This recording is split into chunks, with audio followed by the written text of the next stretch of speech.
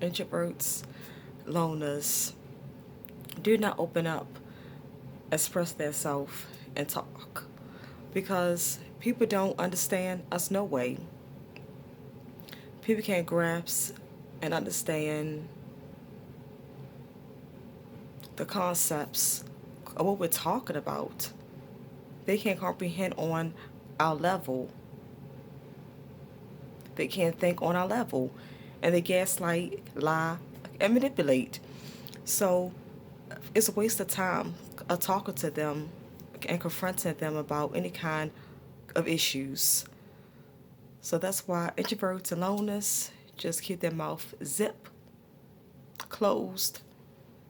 Do not open up, express themselves, and do not talk.